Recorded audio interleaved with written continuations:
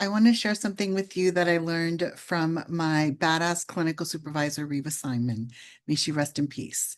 And I'm sharing this with you because it literally changed my life. And every time I share it with people, they have this look in their eye that I had, this like aha moment. Have you heard of transactional analysis? If you haven't, don't sweat it, just play along. So, transactional analysis, or TA for short, so think of us each having a parent, an adult, and a child part within us. Even if we aren't parents, we have a parent part, an adult part, and a child part. So when I ask groups of people, what do you think a parent does? I usually get strengths-based responses right away, like, oh, it nurtures and it guides, it protects.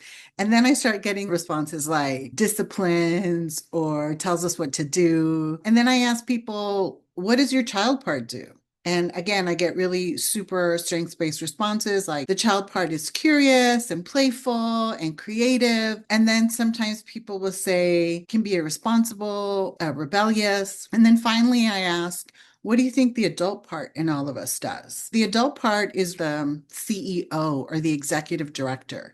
What the adult part does is decides between the adult expectations and the child needs or wants, what are you going to do? That's what the adult decides. What are you going to do? So, person A on the screen has a really big parent part and a smaller child part. And so, if I were to ask you to describe to me what's person A like?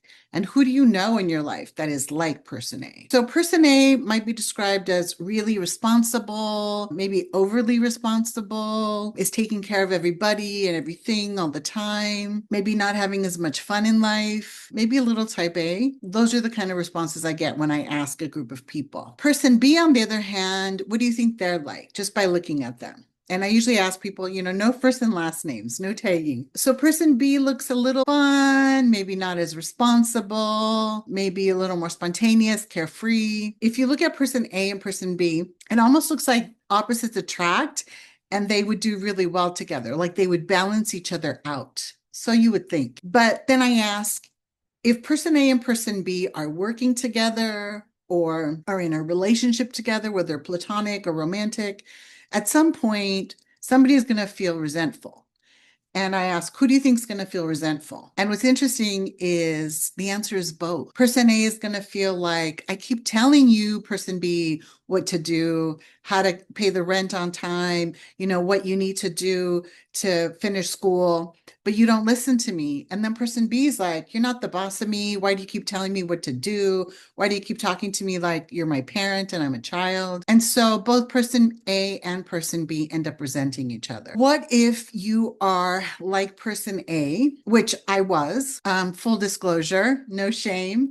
So if you're person A and you're a helping professional, and most helping professionals are like person A, and there's a really good reason for this. Most person A's have had to or learned at a really young age to take responsibility for everybody and everything just to survive, just to make things work in their families. And they sort of never learned how to shut it off. And it works so well getting through school and being successful at work that they just never stopped. And so my question is, let's say you're person A and you're doing person A stuff all day long at work. And then you go home and you're the go-to person in your family or in your friend network or in your romantic relationship.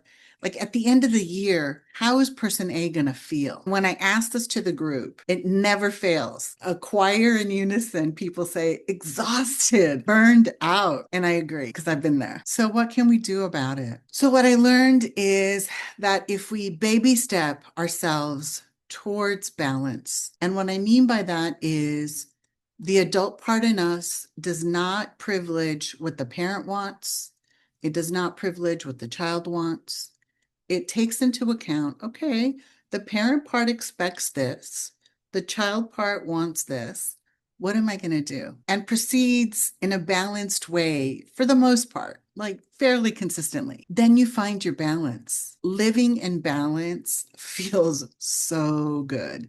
That means you're taking care of business, like you're paying your bills, but also you're having fun. So if you've been the big parent part for most of your life, then your treatment plan is literally have more fun, more joy into your life. And that's how you'll find balance. What happens when you're balanced? So as a helping professional or as a friend or family member, it turns out when we become more balanced, then we model and teach others, whether it's our clients, whether our clients are like 15 or 55, and we model and teach for our clients to be more balanced, using our adult voice to speak to the adult part in our clients and in the people around us that we care about. So what ends up happening beautifully is that they are inspired to balance. What they learn then is to exercise their parent part, and they learn to have more fun if that's the imbalance. Whatever the imbalance is, they learn to find the balance because you're literally modeling and teaching that. So what happens when you're balanced? You're going to draw and attract other people that are balanced. So not only do you model and teach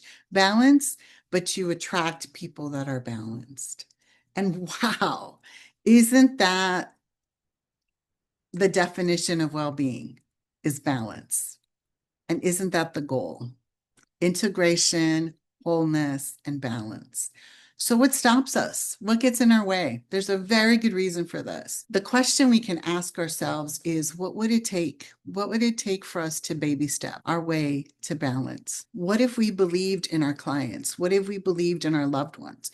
And what if it takes them an extra beat or two to figure things out once they're given the opportunity to practice? Can you live with your loved ones figuring it out or not figuring it out in their own time, on their own terms? This doesn't change overnight. If it seems daunting, I get it. So I would just say, what baby steps can you take? So in the next week or two, when you're going to make a decision, could you just pause and ask yourself, what does my parent part expect? And what does my child part want? And what is my adult part going to do that respects both my parent part expectations and my child part needs and wants? And then just see how it goes and practice that little by little until you're finding your own balance. One of the reasons I think that talking about self-care doesn't work as well as it could is because we are literally living our lives as if the noble thing, the right thing to do is to neglect ourselves. I feel like, again, we learned that really early on. And if we gave ourselves permission to be balanced, to be more balanced in our lives, then it's amazing how much we could actually accomplish, how well we would show up, like our energy and our presence for our loved ones, for our clients. Like, what would happen if we were actually more balanced? It seems counterintuitive, like, oh my gosh, if I stopped doing everything I do, the world would fall apart. Or would it? What if it wasn't all on you? What if we found our balance, attracted others who were balanced, inspired, motivated, coached, modeled, and taught others to be balanced? What would that look like? What would a community of people who were balanced feel like, be like? It's worth checking out, at least for me. What do you think?